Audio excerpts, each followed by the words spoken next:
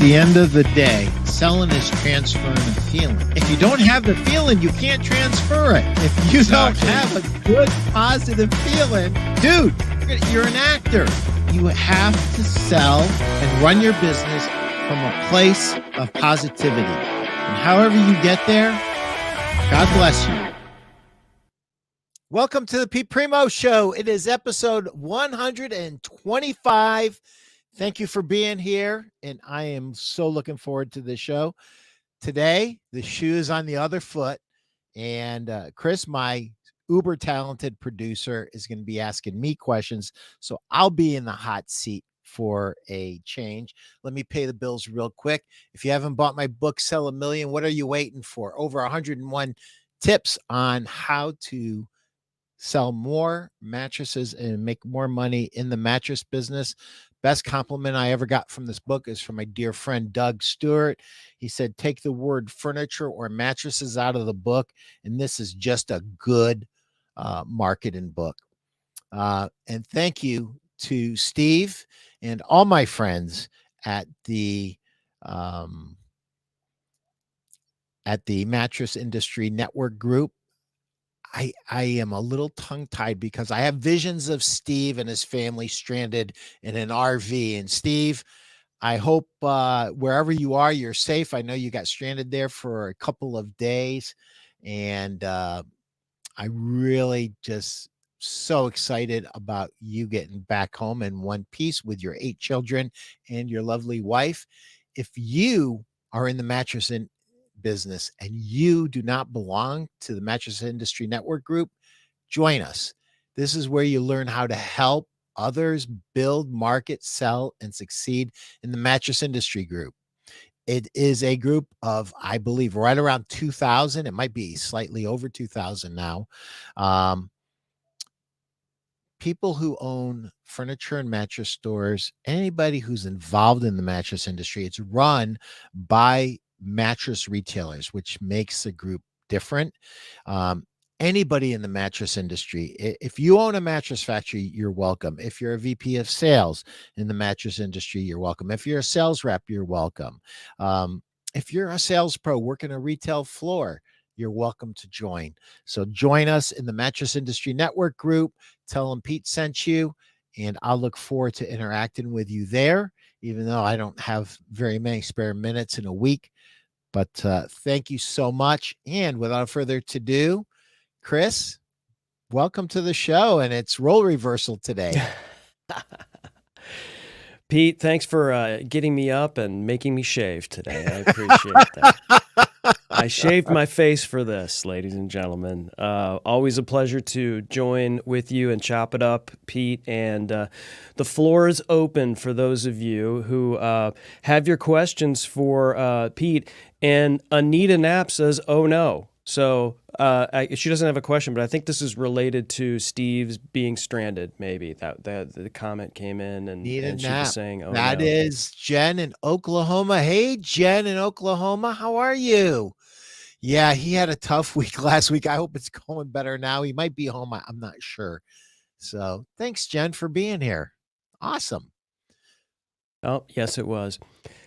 So it says Anita Knapp, but her name is Jen. I'm not following that. What's that's part of her email. Oh, okay. Awesome. I am glad you're doing well, and I'm so glad you joined us. Do you have any questions for us before we get started? Yeah, anyone that's watching the show, we've got some folks viewing from all over the place on Facebook, LinkedIn, and YouTube. If you've got any questions right now, anything about the mattress industry, I don't know, what Pete had for breakfast, let us know. If he went to CrossFit. You don't want to know. I did get my CrossFit workout in. That part was good. Did you do anything over the weekend around Father's Day or? No, my girls, they're in California. So, but they called me and wished me a happy Father's Day, and I need a nap. I need a nap too. Nap sounds good right about now, but wait until after the show. I did. Yes. After the show, Jen, after the show.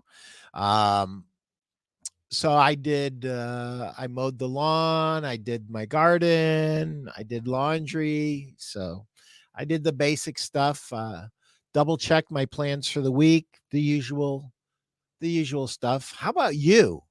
Did you get a chance to see your kids? Yes, I did. Both boys are home and got to Ah, spend the entire day with them. And just, one of the gifts that I got was a Blackstone grill. And I have another girl downstairs, but I was eyeballing these Blackstone griddles because I make these Philly cheesesteaks, and it's a little bit of trouble to do it on the grill to do these Philly cheesesteaks that I love to make. And so they got me that, and so I spent the entire morning putting that thing together. And of course, you got to season it and you got to do all of that stuff. So I spent time doing that with my boys and going and getting all the food. And my wife, liked to say, "Hey, I wish it was Father's Day every Sunday, and then you could cook dinner like this." So, but it was just really cool to just kind of be able to do that and just sit back and let the family bless me and hang out and just spend time with them and have fun and talk about old times and make fun of each other and bust each other's chops. So it was a good time. it's a beautiful thing, brother. Yeah, Beautiful man. thing. Yeah, All man. right, what you got? Give me a question. All right, here we go. First question that's come in from Confused in Ohio. Oh boy. Okay. Pete, 2023 is off to a rough start. I own 3 sleep shops in Ohio. Only one is really producing. I've pulled back on advertising. What would you do if you were me? Confused in Ohio.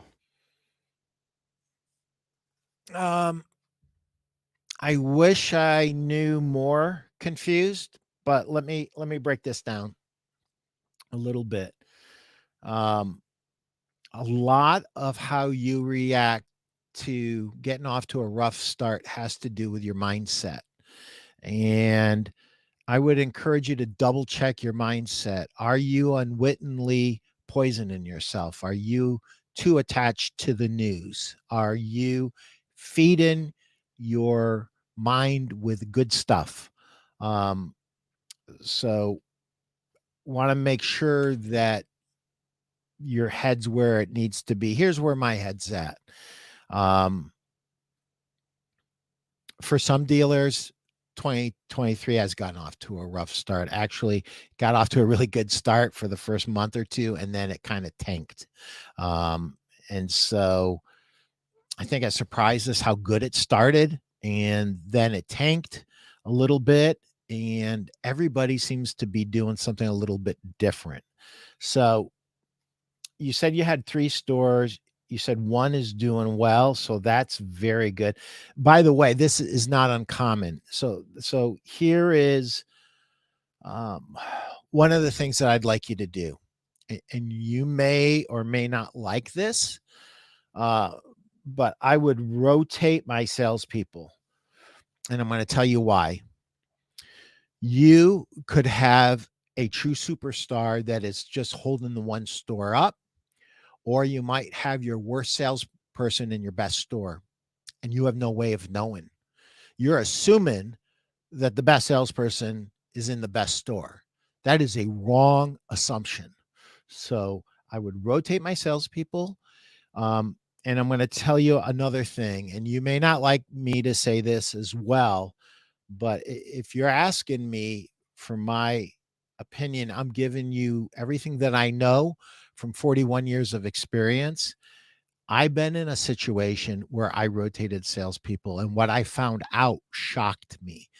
The salespeople that I thought were great were not, and some of the other salespeople, when uh, they came from a low performance store and were put into another store, really just took off. So, a few thoughts on this.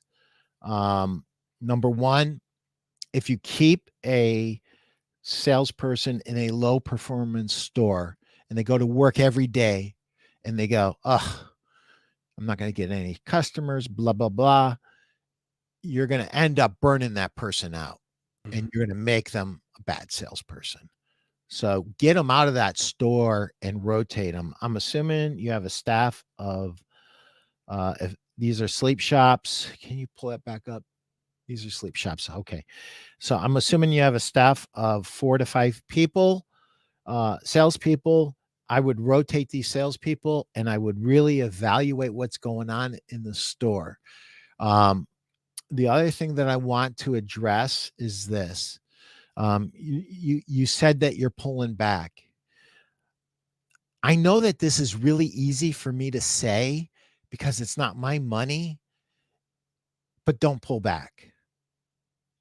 And if you have to, really, really evaluate what you're doing and go all gorilla. And when I say go all gorilla, I mean go all gorilla. Well, hello, Hunter. Do you want to be on the show today, pretty boy? You Yeah. said gorilla, and then the cat jumped up. That was No, amazing. it's like on cue, right? So he very rarely makes an appearance, but I hope he's not mooning us. Anyway, No. Kind of works with the Battlefield Alliance logo and the in the background. There's all kinds of animal instincts and gorilla and all kinds of stuff. I'm sorry if I interrupted, but Pete, I've got a question because do you feel like complacency when things were going well or were status quo for a while?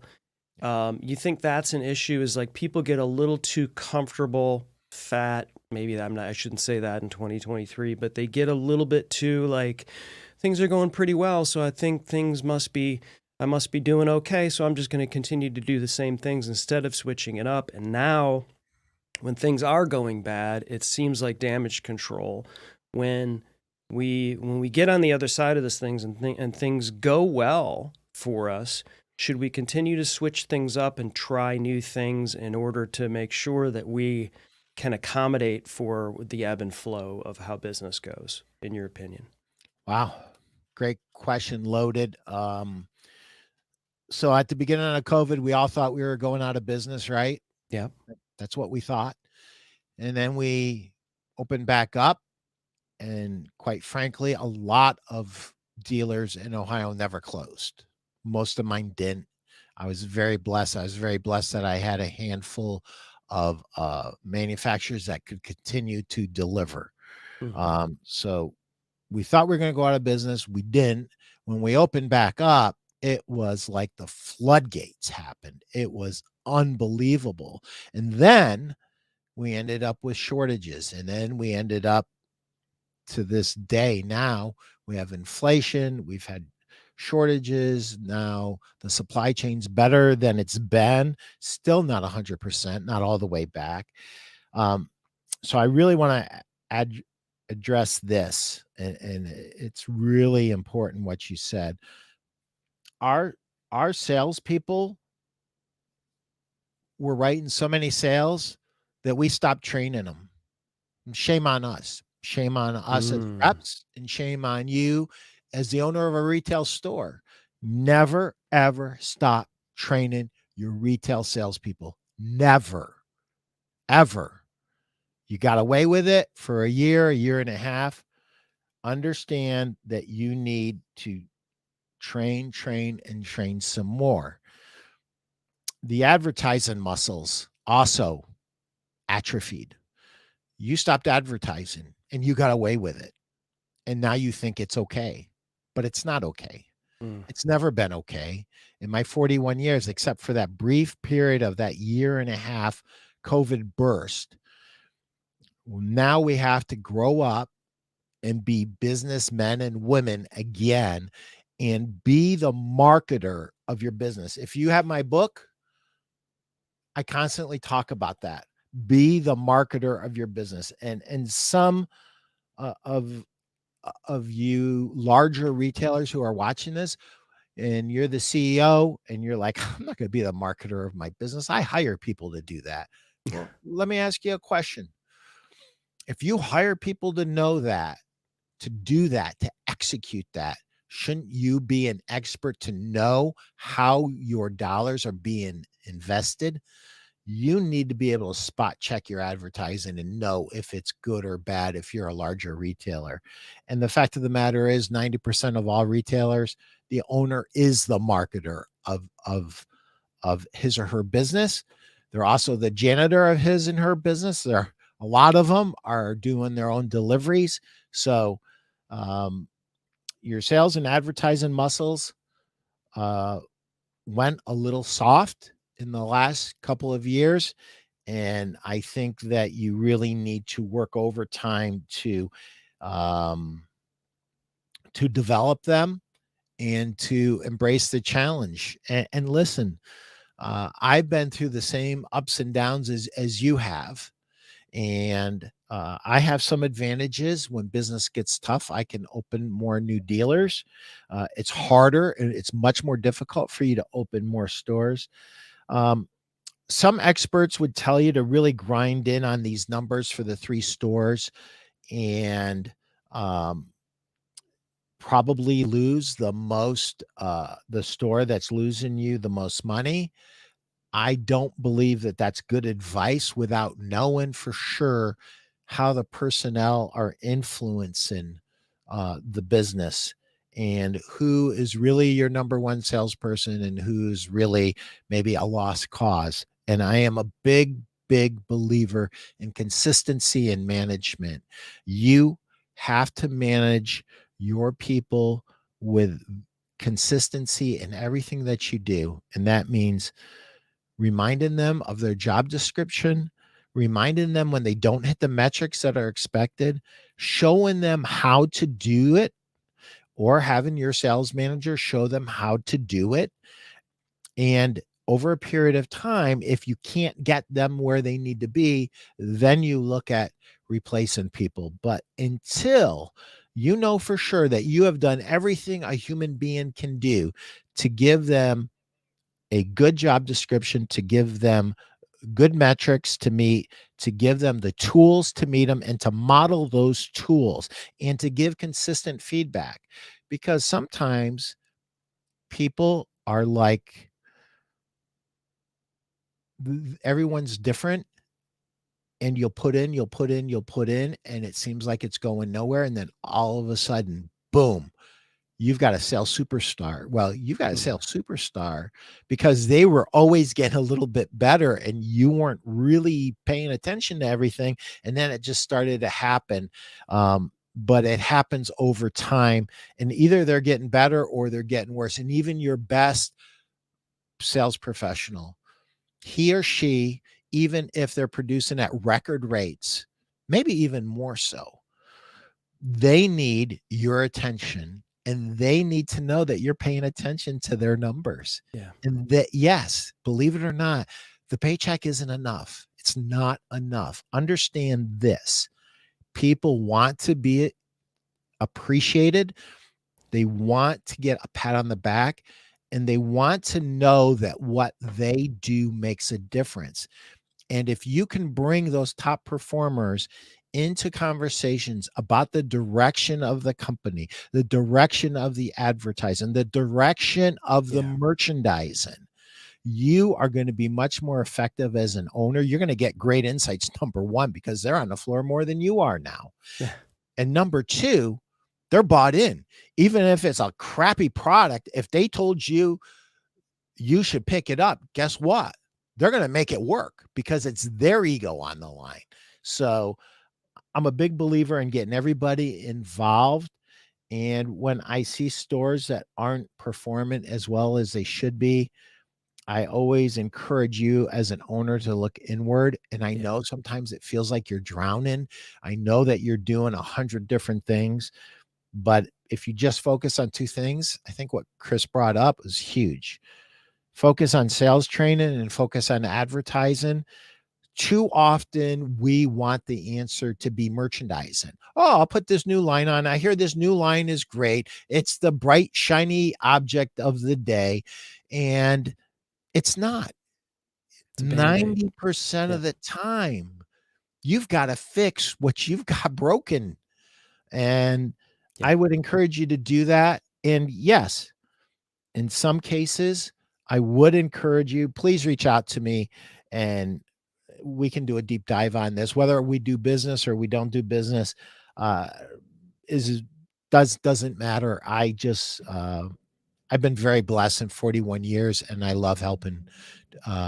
I love helping store owners, whether they're in my area or they're not, and you happen to be in my area. So let's continue the conversation. I hope I gave you some Yeah, thoughts. this is why I love this show, Pete. Is like you and I could probably talk for 3 hours about management, and you like veered off the road into the management thing, and I was like, ooh, and I'm making mental notes. I have 3 more questions, and Maggie Burrows, thank you for smashing the love button over on the Primeau Furniture Sales Facebook. Maggie Burrows, I love you, we, Maggie. We see you out there. If anybody's got any questions for Pete, you brought up something about managers, and one of the great things about being able to produce this show is I get to watch and listen to it a couple times a week, actually, because I have to edit it. And you get to choose the work as an entrepreneur, and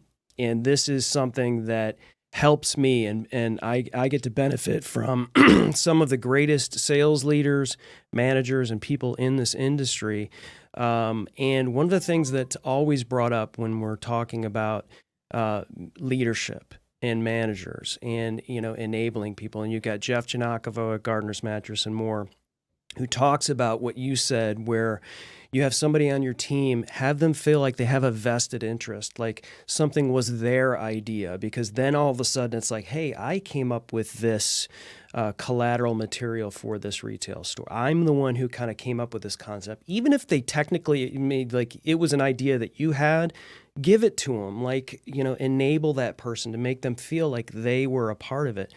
But you did bring up people that, may not necessarily be the best top performer, and others that are top performers that are on your team. As a manager, as someone who's been around other managers, great leaders, not just bosses, do you feel like when you're working with someone who's not a top performer and you're working with others who are top performers, where do you cut the cord in terms of the amount of time that you invest as a manager and as a leader in someone who is not a top performer versus someone that is? Because that's always, whenever I was a manager, when I was over at Sony, I had my boss pull me aside and said, "You're spending too much time trying to have this person be born again. And there's only so much you can do, and it will hurt your performance if you don't work with those who are top performers. You're spending too much time on these lower performers. You've got to know when to. You can't save this person, right? You've got to do your best and hopefully manage them to success, but know when you cannot." Yeah. I wanted to roll that out to you just because I know you've had plenty of experience there. Yeah. If there's one mistake that I have made more than once consistently throughout my career, it's this idea of saving people. But I still believe that I have a responsibility to anybody that I'm associated with and that they are under my management. So here's where I'm gonna leapfrog to the answer, and anybody that's watched my show already knows the answer. And when I say it, this is what I'm saying to my person under my care, under my responsibility, under my leadership. Find new and creative ways of screwing up, and you'll always have a job at Primeau Furniture Sales. Find new and creative ways of screwing up, and you'll always have a job at Primeau Furniture Sales. But if you prove to me that you cannot learn and you keep screwing up the same way, you are going to be fired. And I started that when I was chief of security in college. And I was a student chief of security from the end of my sophomore year through the end of my senior year. So guys that I played football with, guys that I went to school with, guys and gals, I had to fire them. I had to hire them. I had to coach them up, and then I had to fire them. And I never had one say anything other than this: Pete, I'm sorry. And I always fired people with the same exact words. If you were me, what would you do? And they all said, I would fire me. Unfortunately, that's what I have to do. I'm sorry.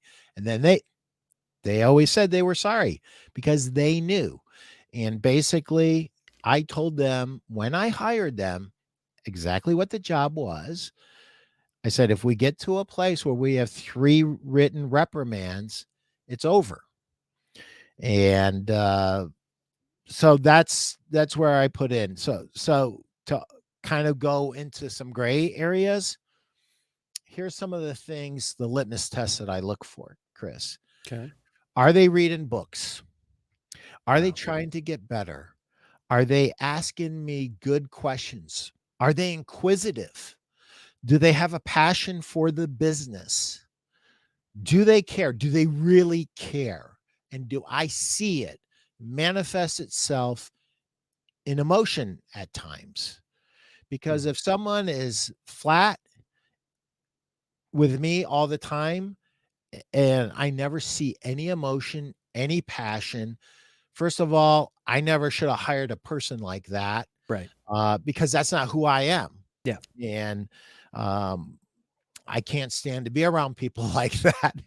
And I would never knowingly bring into a person into my business that wasn't absolutely passionate about our business Yeah. and didn't love helping people. Yep. So Those are the people that are going to get better and become better performers, right? They're the inquisitive ones. They're the ones that want to get 1% better every day, and they're doing everything they can to do it. I think a lot of times if you either inherit high performers or hire someone that, you know, is a high performer, but they don't have these other qualities you're talking about, they're not really invested in it. They're not really inquisitive. They just are, you know, just good, and maybe they know it.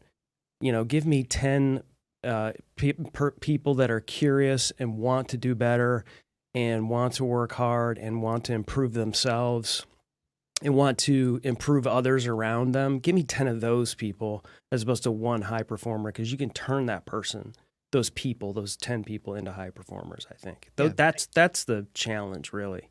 Yeah. And, you know, those are the building blocks that high performers have. And the minute a high performer loses that, loses his or her passion, loses his or her energy, loses his or her ability to execute the basics that got them to the high performer level, they're toast. And it happens, you know. I'm 62, I'll be 63 in a couple months, and I have more energy than most 20-year-olds, and I have more passion than almost anybody at any age. So, you know, what was once considered elderly in our industry, and you know, the beauty of youth, well, unfortunately I don't see a lot of young people with a lot of energy and a lot of passion. I hope I see them, and when I do, I always point them out and I always give them encouragement, because we need that in our industry. Sometimes when I'm at market, Chris, I'm like, what is this? The land of the living dead? I mean, look at these guys. They're like 80, 90 years old. They can barely walk. I'm like, put a gun in my head. End it. It's, you know, but anyway, I digress. Great points. And I will say this to you, Chris. I'm guilty of throwing somebody on my back and trying to run across the end zone with them on my back. And what happened to me as a result of that is I end up hurting myself, hurting my performance, and actually cheating the other members of the team and not giving them the time and the attention they deserve. So that's the other really wicked piece to being a manager of multiple people. One requires an extraordinary amount of effort to the point it's not fair anymore to the rest of the team. So that's another way to look at it. I lost you, dude. Sorry about that. That's Here, something I would I'm do. muting myself to let the wisdom flow through. But Pete, you're a humble person, and so but I have the mic right now, so I'm gonna throw a little something out there, because you were talking about people who like 62 might be historically considered elderly, and you just went through some major surgery. I've got pictures that you sent me of your scars and all kinds of things. If you want me to pull that up, I can pull that up, but I won't. But I think it's a testament to you, sir, that you're walking the talk here. There's no, you can get on here and you give people tough love and you tell them you've got to do this, that, and the other. You got to power up, and you're bringing inspiration to this industry. And here you went through. There's a lot of people at age 61, I guess at the time maybe, that had a surgery like that and are like, you start to question, do I really need to be doing this? And the question and the answer probably for you, you don't need, you could still live and have a wonderful life, and you've got wonderful people around you and probably have enough money to sail into the sunset, but you're doing this and you continue to do this and you continue to get yourself better. So I don't know if that's inspiration for if you're 30 years old, if you're 20 years old, or if you're 70 years old and you're listening and watching to the show. I think, sir, and I know I'm embarrassing you, I can tell, because you're a very humble person. You're like, Chris, get to the next question. I know you. I know what's going on, what's firing between the ears there. And but I think it's important that your audience knows that and can hear that, and I know they see it. I see and hear the comments from Scott Vaughn, from Jeff Janakovo, from Guy Danes. I don't know where's South Africa's not in the house today for some reason. Probably got a brownout or something's going on. Yeah, exactly. That's probably the only reason why. Either that, or they found out I was going to be on the screen. No, I'm kidding.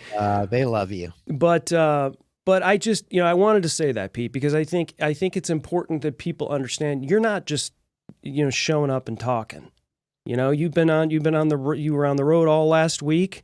I should know because I had a microphone cable shipped to your house. You weren't even going to be there because you were in Pennsylvania this week, and you are walking it, sir, and it's appreciated and it's noticed.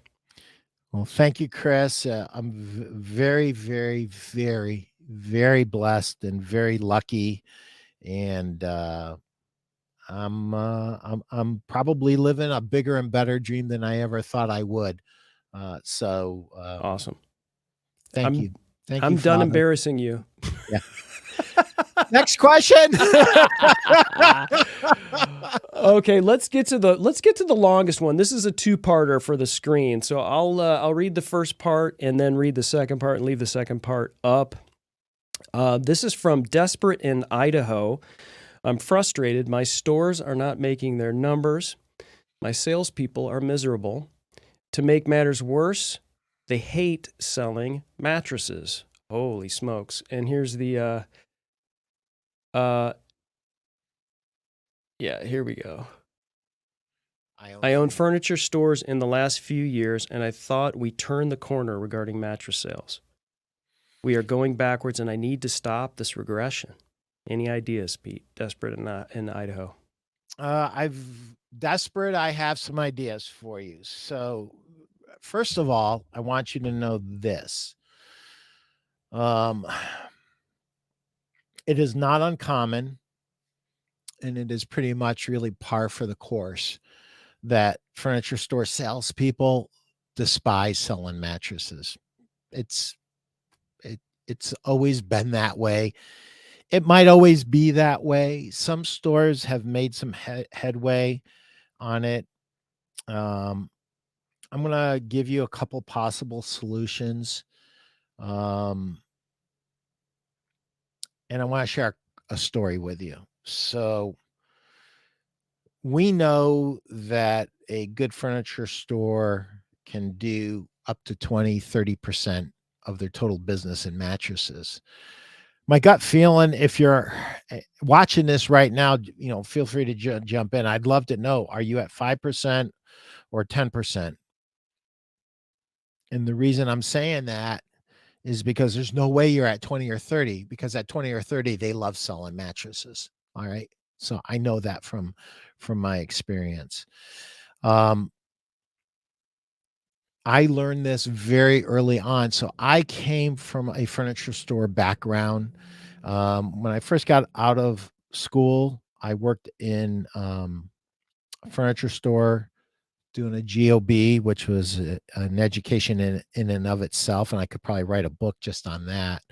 And then I went to some sleep shops. I worked at a sleep shop for a little bit. And then I spent the rest of my retail career selling in furniture stores, managing furniture stores, and being a sales trainer in furniture stores. So out of my 9 years in retail, most of those 9 years were spent in furniture stores.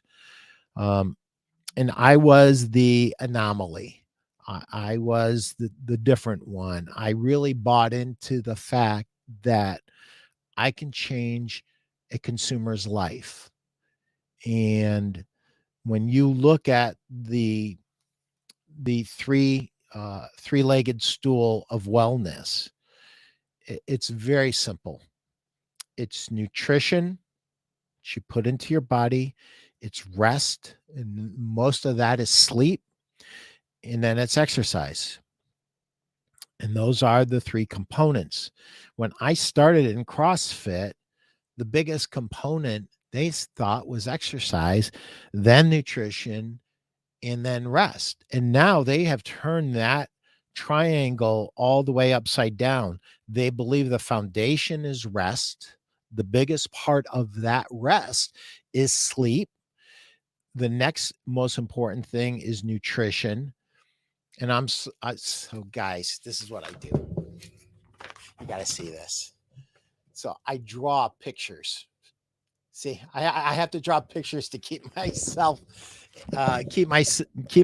from going off course. Nutrition and exercise is the smallest, and it's at the top.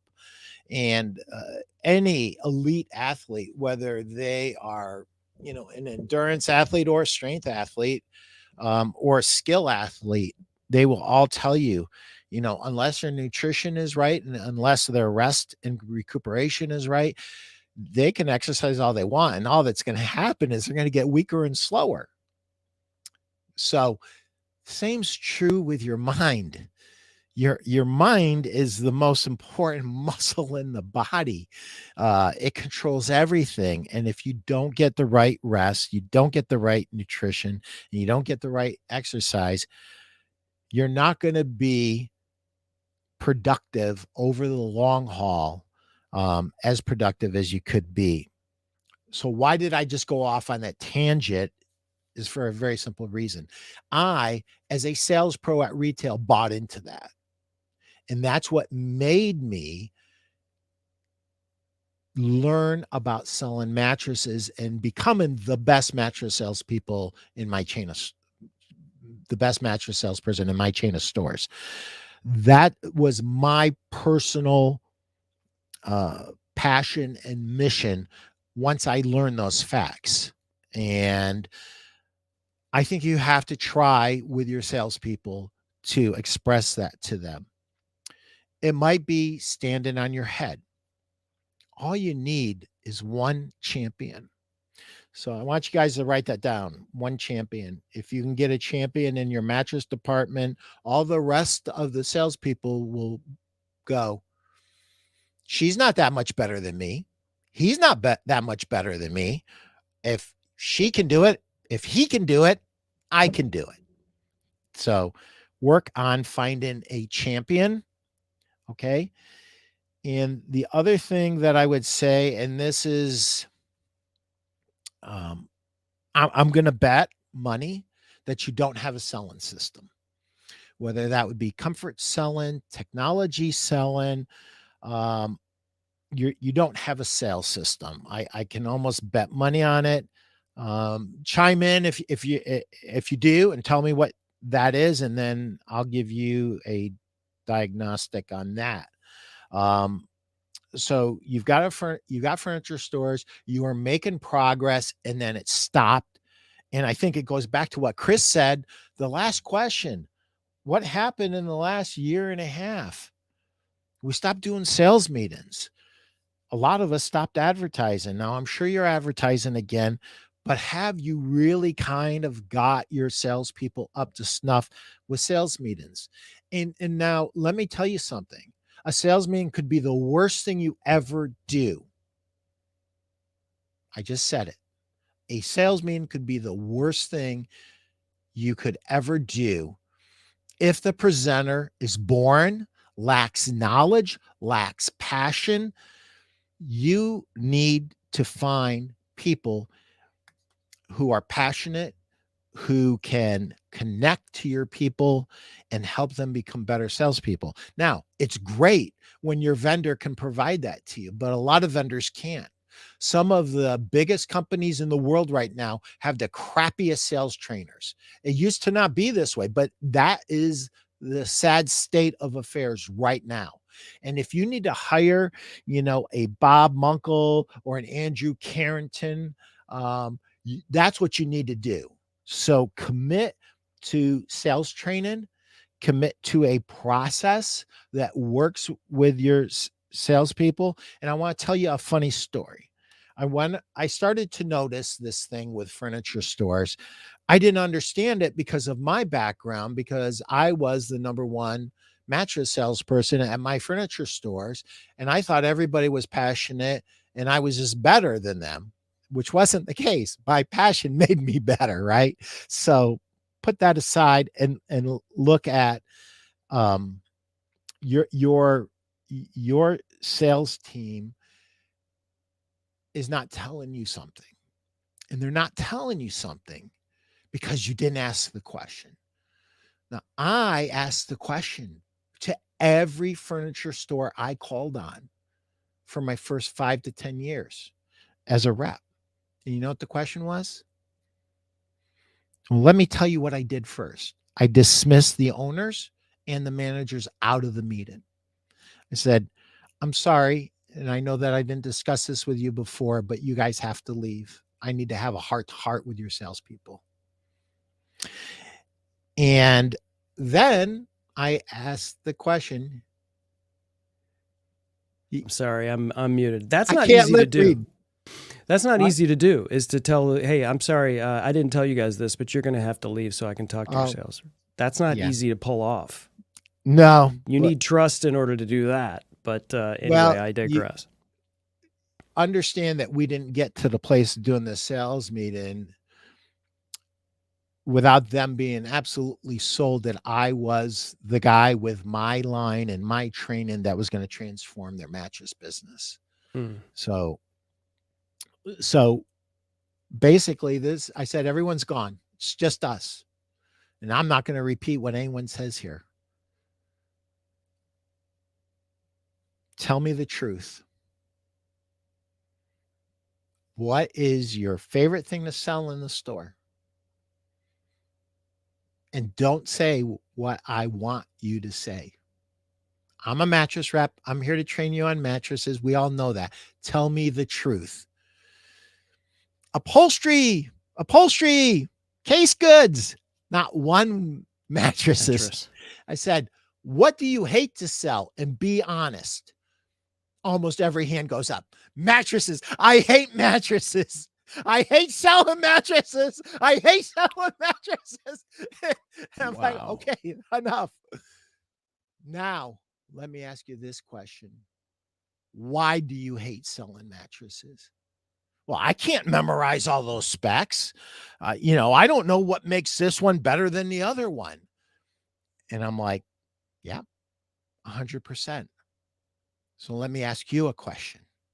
If I could show you a way of selling mattresses that created a closer bond between you and your customer and allowed you to know so much more about your customer that you could sell them every category easier and better, and they trusted you and saw you as a professional instead of just a person showing them a selection of furniture and mattresses, that you really cared about them. They saw you as somebody who was really an assistant buyer. You were helping them make their purchase. If they believed that you were doing this for the right reason, if I showed you a way to do that, would you be interested? Hands, every hand.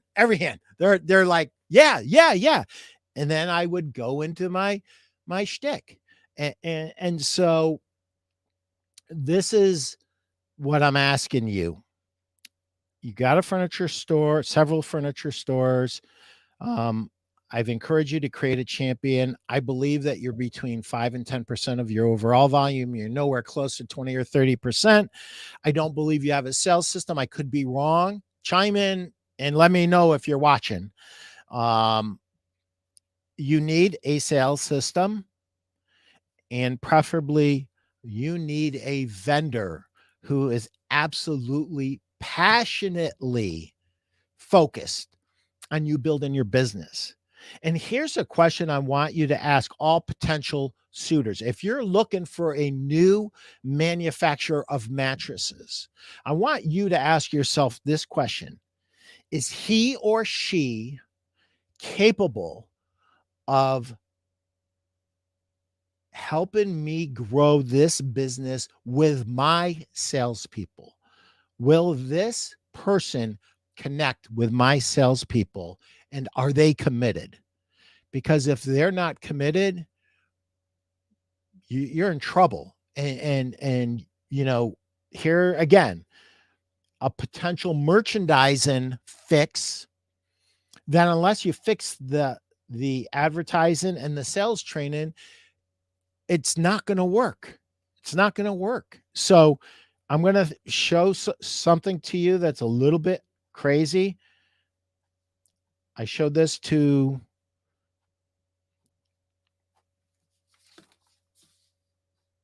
every customer. Starts here. You see that? I got 5 beds. Every customer starts in the middle.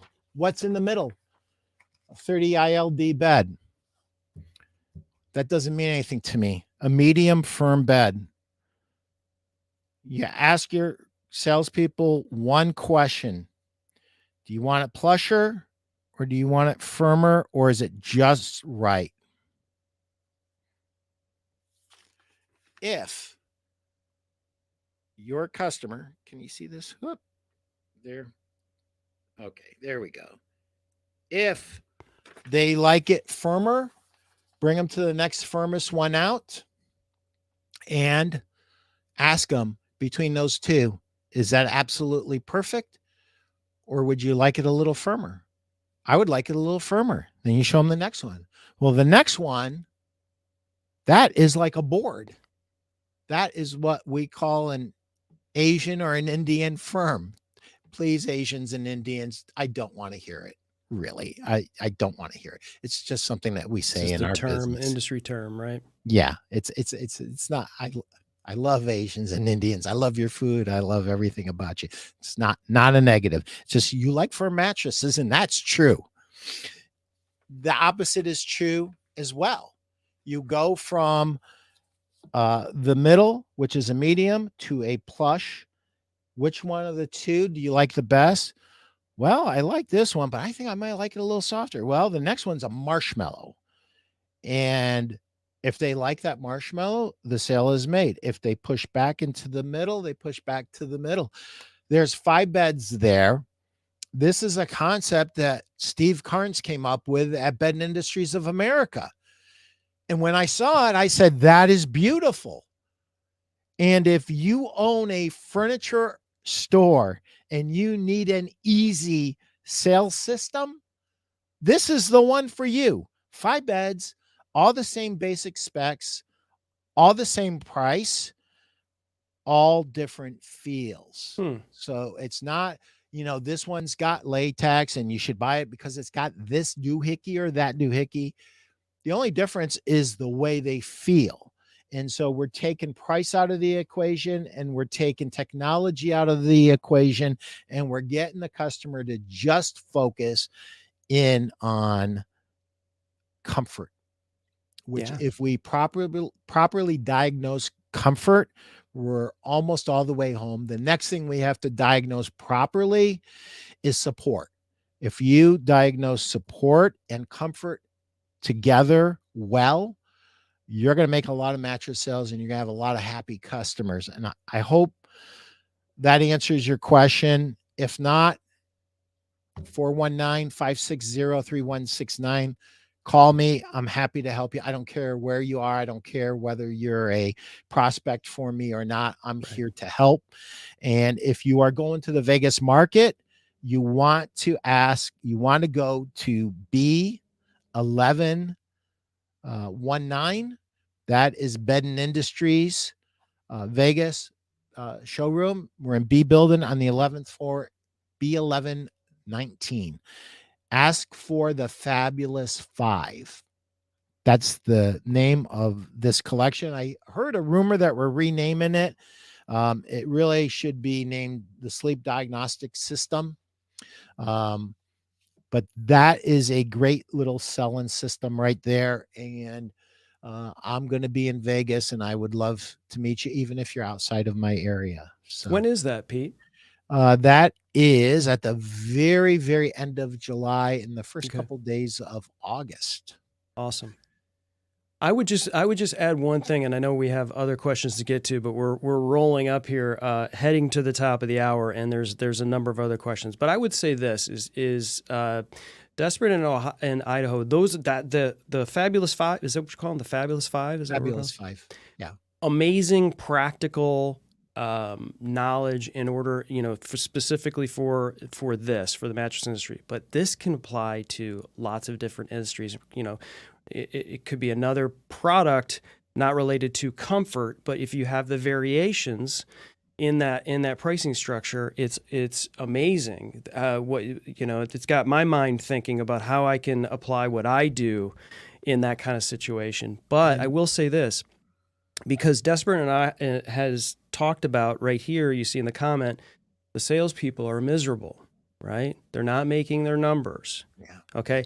That's great practical advice. But if that person is miserable, meeting that person on the sales floor and walking them to a sleep system, if they're miserable, that customer is going to feel it. Right. And they may be less apt to trust them walking them through a sleep system like that. So I would say, while you're applying these practical techniques, make sure that what's happening in the 6 inches between your ears, in that they're invested in this and they want to help people sleep better and live better, right? And so there has to be that mindset there, or man, they're sleepwalking you down the aisle here, and we gotta make sure that nobody's going to, systems aside, no matter how great the Fabulous Five is, if that person's not into it, that salesperson's not into it, yep, you're just going to get lucky to get that commission.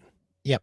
One thing that I would say as a store owner, when you say your people are miserable, you have to ask yourself a very difficult question. And I ask myself this as well. Am I contributing to their misery? I know why they're miserable in general. They're not making any money. But how could I make it less miserable? When's the last time somebody told a joke in our store? When's the last time we cut it up? When's the last time I brought in homemade chili and we made a mess of the cafeteria? I'm just making it up. Great. Now I'm have hungry. Fun with your people. You spend so much time with your people. You probably spend more time at your store than you do with your family. So really, they are your family in a very real way. And make sure they're having fun, as much fun as they can. They want to make money. You want to make money. But in the meantime, let's make sure that we're doing everything we can to support each other. And going back to some of the things that we were talking about earlier, if an if an employee feels like they're shaping the direction of the company, if they feel like they have a voice, they're going to give you more than they will.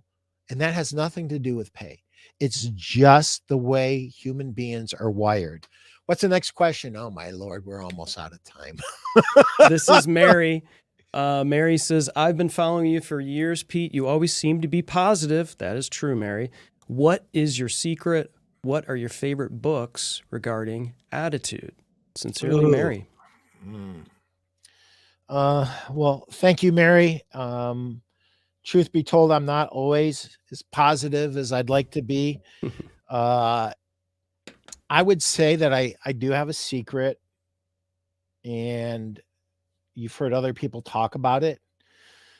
So I was dealt some cards in life. My grandfather on my father's side died when he was 44 of a heart attack. My father died of a heart attack when he was 51. I think I was 22 or 23 when that happened. So I knew that no matter how well I took care of myself, I may not be long for this world. And at times might have felt like there was a guillotine hanging over my neck. Um, but I kind of turned that around, and I'm very, very when I was very young, I really was not as thankful as I should have been. But life had a way of making me appreciate every day. And so I wake up every day and I say thank you. And specifically, I say thank you, God, for giving me life today. And if there's a secret, that's one of them. Um, Good books is certainly on the list, and I'll get to that, but I don't want to short shrift this. Uh, Gratitude is the foundation to a good attitude. You have to be thankful for what you have. Um, and the other thing is I've made it a point uh, to feed my mind. And there's two different pieces to this. What I don't do is I don't watch the news. I don't watch the news. And when Jeffrey Gitomer told me this at a seminar almost 25 or 30 years ago, I thought he was nuts. Oh, Jesus. He's How am I going to crazy. find out what's happening in the world? He's crazy. Right? He's crazy. It's the best thing I ever did, turning that damn thing off. I don't want to be as happy as they want to make me, and I don't want to be as sad as they want to make me. And I don't believe half of what they say anyway. So I believe in turning off the news. If you can't, or you think that's crazy, like I did, just try reducing it. The other thing that I would encourage you to do is I would encourage you to make sure you're paying attention to putting the positives in. And part of putting positives in is what you read. The other part is who you associate with and who you don't associate with. Yes.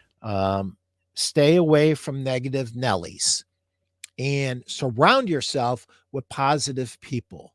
You show me a human being, any human being, whether they're in a great place or they're in a very dark place. And then you let me have at who are the 5 people that they spend the most time with. And that will tell me everything I need to know. So, books. And we got to wrap this up. Mary, I'm sorry. You could have just about guessed it. Jeffrey Gitomer's little gold book of yes attitude. And so I am a visual person. And if you get this book, it's built for a visual person. Okay. If you're in sales, the best book, and this book is absolutely just beat up. It's just beat the crap, circled, and it's a mind for sales by Mark Hunter. Proud to call him a friend and a mentor. You would say that book saved your life. You've said that a number of times. You were in a dark place, Pete, and you told that to Mark face to face. I remember that when you interviewed him. Well, two pieces to that puzzle. One is that book was absolutely fabulous, and it did change my life. The other thing that changed my life was Victor Antonio's. He did it 3 days a week, and that's where I learned about you. And what was that? Sales After Dark, right? Sales After Dark. There's a yes, Tuesday, sir. Thursday, and a Sunday.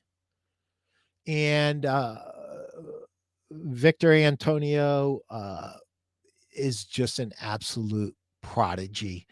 He was in the same place I was, yet here he was showing up 3 nights a week live, doing a 10 to 20-minute training, and then spending the next hour to an hour and a half taking our questions. And you were there awesome. every single one of those episodes. I'll never forget. I was like, okay, I know Gator's going to be here. I know Pete's going to be there. There was oh gosh, her name was Tina, or I'm trying to remember her name. She was there. You guys all befriended each other. It created like a little community there. Remember TJ? Yeah, I remember. And so this is kind of a testament to community and consistency, right? Because you create communities within communities. And you and I met each other because Victor was coming up on his 100th episode of Sales After Dark. And I thought, well, I'm going to do something for Victor for his episode. I'm going to find his most diligent, consistent people who showed up, you being one of them, and see if they would record a video to celebrate the event. And sure enough, you and I were able to meet through that, and the rest is podcast history, as they say. The rest is history. But one other book. Oh yeah, Law of Success, Napoleon Hill, huge. Nice. Anything by Napoleon Hill is huge, but this book in particular is a great book. Think and Grow Rich. I couldn't find it today, but there was a book called The Power of Positive Thinking by Norman Vincent Peale. Mary, I had a guest on my show in the early days, Doug Stewart, dear friend of mine, and he bopped me in the head with something, and he said, Pete, there's no such thing as a self-made person. And it was like a lightning bolt went through my heart. What do you mean? I'm a self-made person. What are you talking about? And then that book, The Power of Positive Thinking, was staring at me, and it's in shambles. I mean, I've had it for over just about 50 years. I was 10 years old when my grandmother gave me this book. Wow. How many 10-year-olds get handed a book by their grandmother, The Power of Positive Thinking? Wow. How many? How many people? And then you're going to tell me I'm a self-made man? Nope, Doug's right. I'm not a self-made man. I'm a lucky man. And I think that's it. Gratitude. Who do you associate with? What goes in your mind? What goes out of your mind? And I'll tell you what, a lot of people aren't going to like this, but that's okay. You know what that is? Looks like a Bible, Pete. That's the Bible. And yours looks to be in good shape. Maybe you need to beat it up a little bit more. Maybe you need to open up the sword there. A very new one, because my old one is so ragged that I can't even open the pages to it anymore, or it'll fall apart. It's one of the greatest moments for me after my mother passed was that she actually willed her Bible to my wife. Wow. And that thing there wasn't a page that didn't have something underlined, highlighted. Everything was just, some of the parts were falling apart, it was coming apart. It's just like when you see like someone that had done that. And so my wife will pour through that and go, "Oh, your mom highlighted this."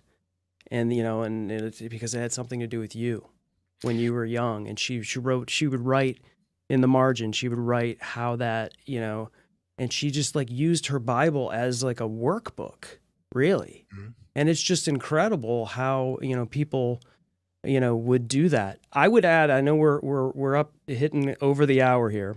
You're the producer. You can do whatever I know. you want, I could just brother. hit the eject button anytime. But I would add 2 other books for mindset, Mary, just for me. And I know you asked Pete, but I'm on the show, so I can ask. I can add 2. And I think both of these, Pete would agree. 7 Habits of Highly Effective People, Yeah, Stephen Covey. Good. So, I mean, it's not specific. Hey, mindset. But mindset is absolutely just in the DNA of this book. It is timeless. It's evergreen. It's not, you're not going to be, reading about, things you can apply on the internet and AI and things like that. This is truly a great timeless book. And the other one specifically for mindset, and this is, believe it or not, Ricky Kalman is mostly known for being a celebrity hypnotist, right? Of course, and a comedian and a keynote speaker, and he's worked with everyone from the Cincinnati Bengals to the New York Yankees to IBM and Microsoft and everybody else. But he has written this book, and it was fantastic for me. It also comes with, when you buy the book, you get an application for your phone, and he updates the application all of the time. So there's things like, music to help you with your mindset, just, mindset minutes and other things. So it's like, it's not just buy the book and then you read it and then you're done. It's like a thing that you could carry with you. So those are 2 other books I would say are really good for mindset. And some of the stuff isn't necessarily specifically sales oriented, but I think is really good for, if you're wanting to just improve yourself overall. Awesome. The only other thing that I would throw in there, Mary, is a good diet, just eating whole foods, not overly processed foods, and exercise. And exercise, Mark does a good job in the book. Just get something in every day, 15 to 30 minutes. It doesn't have to be hours on end like I tend to do, because I'm just an extremist in everything I do.